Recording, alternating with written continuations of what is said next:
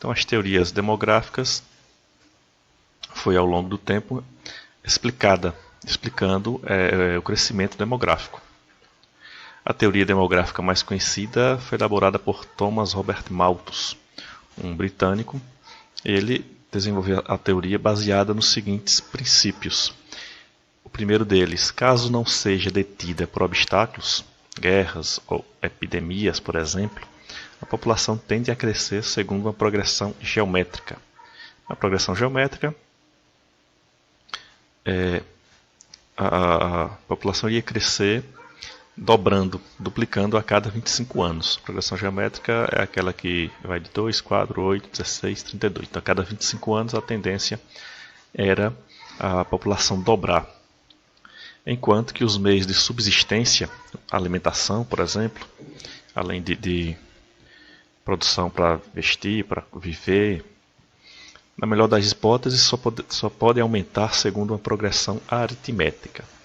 Aritmética que vai de 2 em 2. 2, 4, 6, 8, 10. Então, enquanto a população iria crescer em uma progressão geométrica, bem mais se dobrando a cada 25 anos, os meios, a alimentação, a produção de alimentos iria aumentar segundo uma progressão aritmética, o que daria um desfalque de alimento em determinado momento, segundo a teoria de Malthus.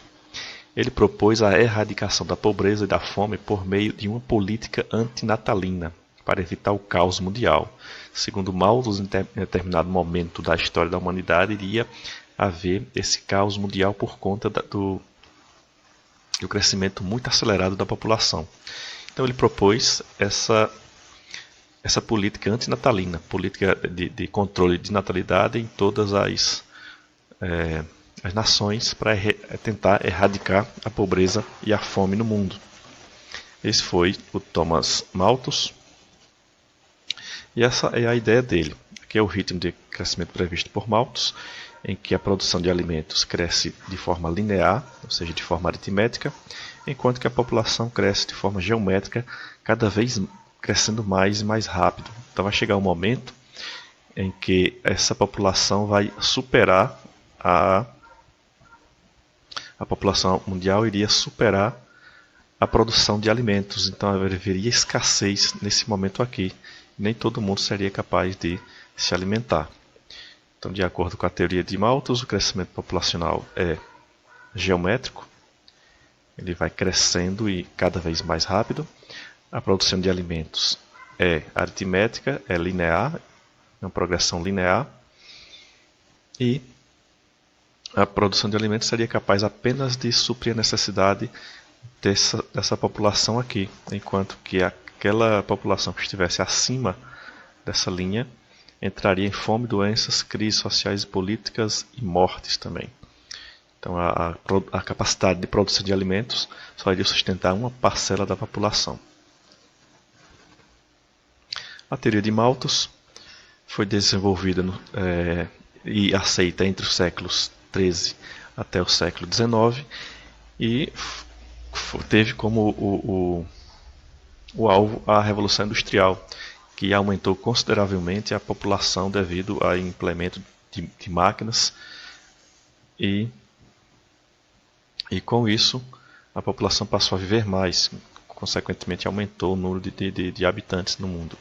Nos países que se industrializavam, a produção de alimentos aumentou e a população que migrava do campo encontrava na cidade uma situação socioeconômica e sanitária muito melhor. Então a população, no caso, estava se urbanizando, estava cada vez mais urbana, e quem migrava para a cidade para trabalhar nas fábricas encontrava uma situação melhor do que aquela que estava no campo.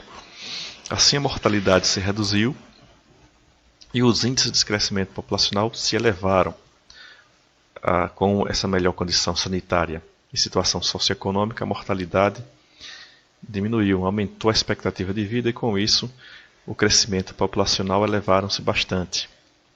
Malthus desconsiderou a possibilidade de aumento da produção agrícola com o avanço da tecnologia. Ele contou apenas com aquela produção manual que era feita na época. Ele desconsiderou o avanço tecnológico, já se considerou a aplicação das máquinas na produção agrícola e, com isso, essa teoria de Malthus terminou sendo uma teoria não muito viável. Então, se hoje há fome no mundo, essa fome não se deve à falta de alimentos ou excesso de pessoas. Então, a teoria de Malthus, nesse caso, já não é mais aceita. Essa fome se deve à má distribuição e destinação dos alimentos, da renda. Então, a produção de alimentos atualmente no mundo é mais do que suficiente para alimentar todas as pessoas. Porém, essa produção não é distribuída de forma igual para todos e também há nos países desenvolvidos um excessivo desperdício de alimentos e também de consumo, em que pessoas consomem mais do que precisa, enquanto outras pessoas nos países subdesenvolvidos, alguns nem têm o que comer. Agora a teoria neomalthusiana, que foi a partir de 1950, com o fim da Segunda Guerra Mundial, foi que esses neomalthusianos começaram a surgir. E também foi ocasionado pelo surgimento de novos países independentes, esses novos países independentes da África e da Ásia, que surgiram com o processo de descolonização das potências europeias. Então, esses novos países e também algumas conquistas na área da saúde, como a produção de antibióticos, vacina e contra a série de doenças.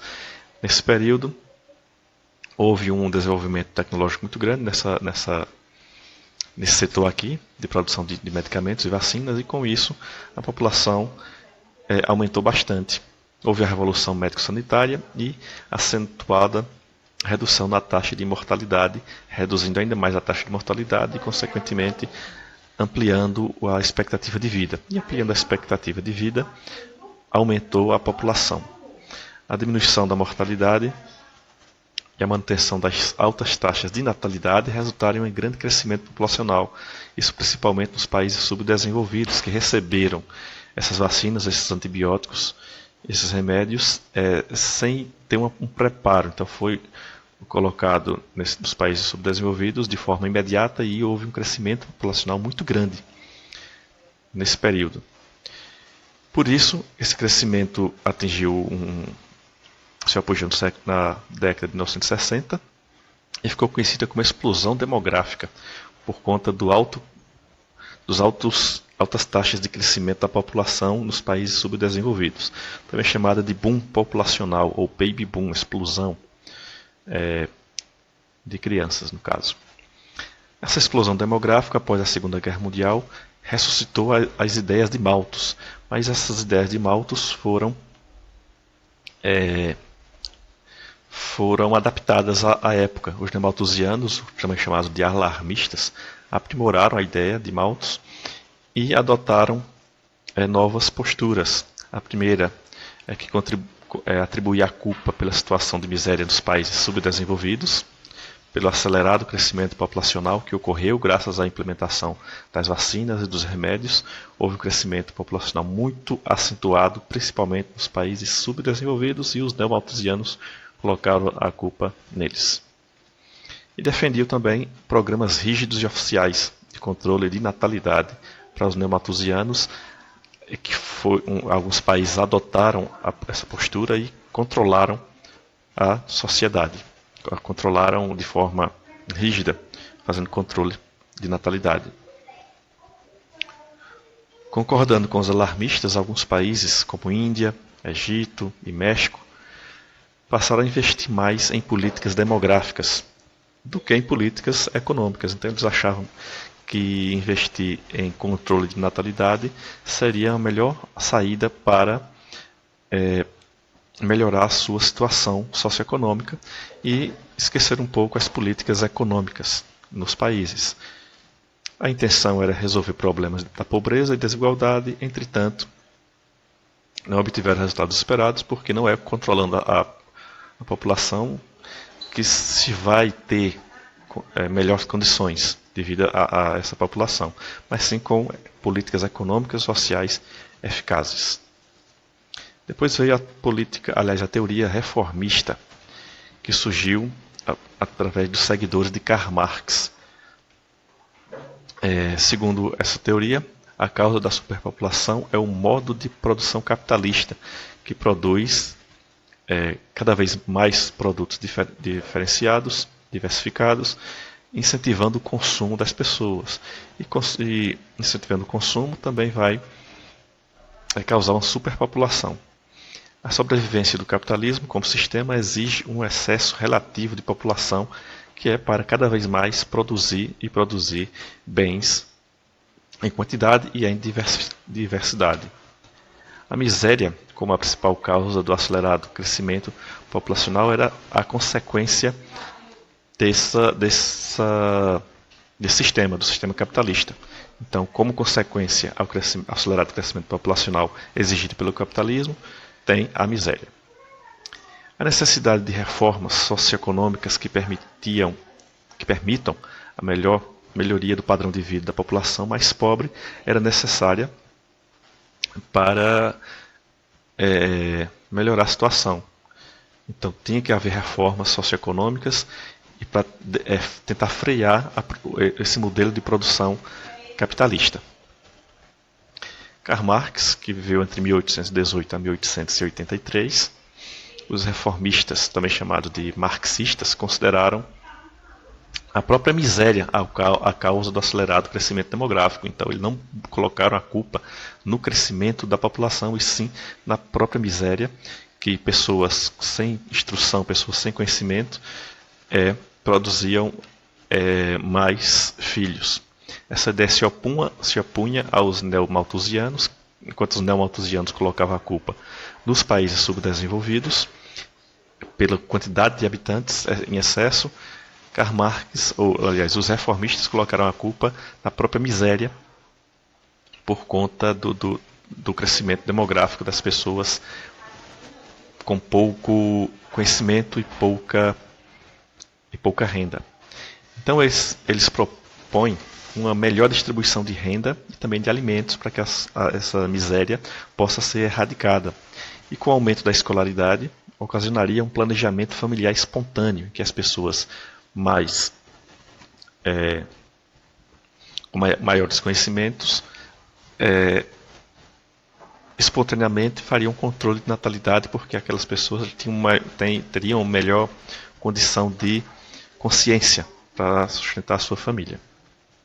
Consequentemente, haveria queda da natalidade e do crescimento populacional. Essa é a teoria reformista, que defende a melhor distribuição de renda, desenvolvimento social e escolar para as pessoas, e com isso, espontaneamente, controlaria o crescimento populacional.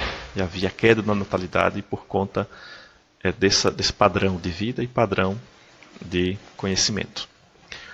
A transição demográfica foi outra teoria desenvolvida, em que a ideia principal é que todo país, em algum momento da sua história, chegaria ao equilíbrio populacional. Chegaria um momento em que a população não iria crescer e nem reduzir, ficaria equilibrada, estacionada. Essa teoria surgiu em 1929 e haveria redução das taxas de natalidade e de mortalidade da população desses países. Então haveria um controle espontâneo, uns mais cedo, outros mais tarde, mas que em algum momento haveria um controle, um equilíbrio populacional nas populações de qualquer país.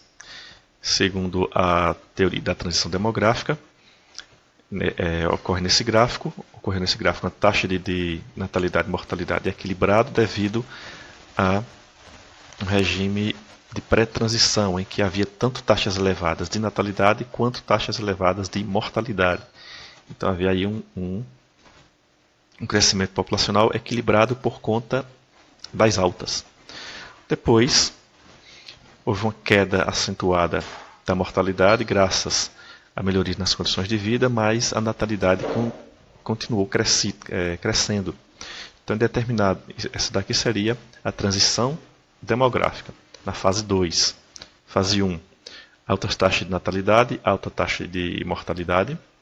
Na fase 2, a transição demográfica, com a queda na taxa de mortalidade e uma queda relativamente baixa na taxa de natalidade, graças à melhoria dos padrões de vida. E na fase 3, seria a fase do regime demográfico moderno, ou pós-transição, em que tanto haveria baixas taxas de natalidade quanto baixas taxas de mortalidade. Então a sociedade ficaria equilibrada, nem iria crescer, nem iria diminuir, ficando estável. E essa é a ideia que defende a teoria da transição demográfica. Agora vamos responder essa atividade das teorias demográficas. Primeira questão: caracterize as teorias demográficas. A primeira delas, a teoria de Malthus, a teoria neomalthusiana, a teoria reformista e também a transição demográfica. Então vamos fazer uma lista com a explicação dessas 4 teorias aqui.